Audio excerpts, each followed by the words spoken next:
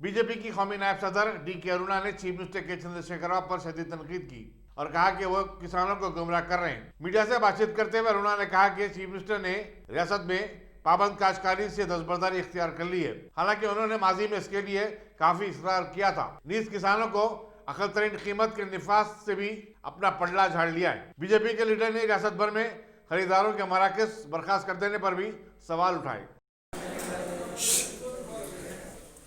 कल जो मुख्यमंत्री जी ने जो फार्मर्स के खिलाफ जो बातें करी, स्टेट में 7,500 करोड़ का नुकसान हुआ।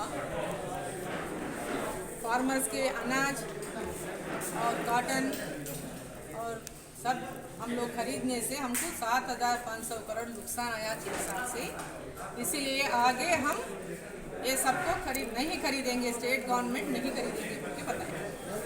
मैं आज तक यही पूछना चाह रही थी, आज तक स्टेट गवर्नमेंट भी 1 पैसा भी खरीदने के लिए खर्च नहीं करता। जो भी खर्च करता है सेंट्रल गवर्नमेंट में उसके पैसे देता है।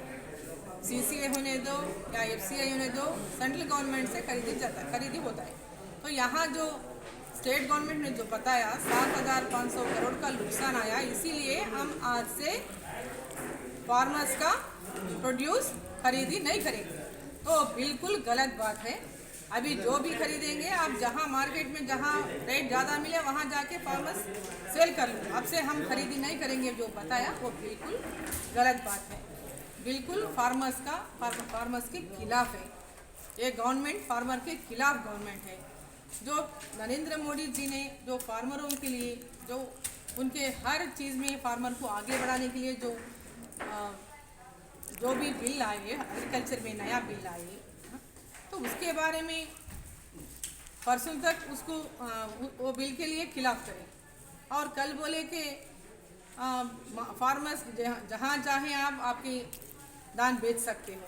मतलब इसका मतलब हुआ जब भी भारत बंद हुआ था, जब भारत बंद के इसमें जो ये लोग यहाँ पे जो एजिटेशन करे थे TRS पार्टी ने, उस एजिटेशन में कहीं भी फार्मर्स का पार्टिसिपेशन नहीं था। खाली तेलंगाना गवर्नमेंट TRS पार्टी के मंत्री थे और उनके MLAs थे, उनके MPs थे और उसके जो भी नीचे तक जो भी रिप्रेजेंटेटिव्स थे वो लोग थे, मगर कहीं भी फार्मर्स का रिप्रेजेंटेशन उसमें नहीं था। इसीलिए उनका भी होश आया, फार्मर्स इसके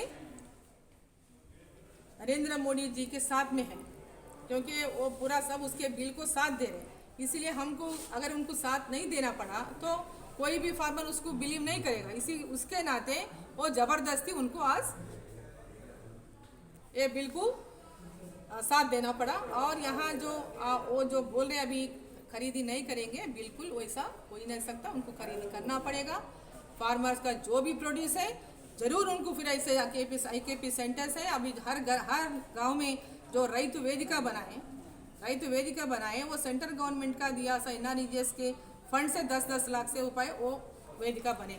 तो उसी वेदिका से हर गांव में वही फार्मर का प्रोड्यूस को खरीदी करना चाहिए। Thank you.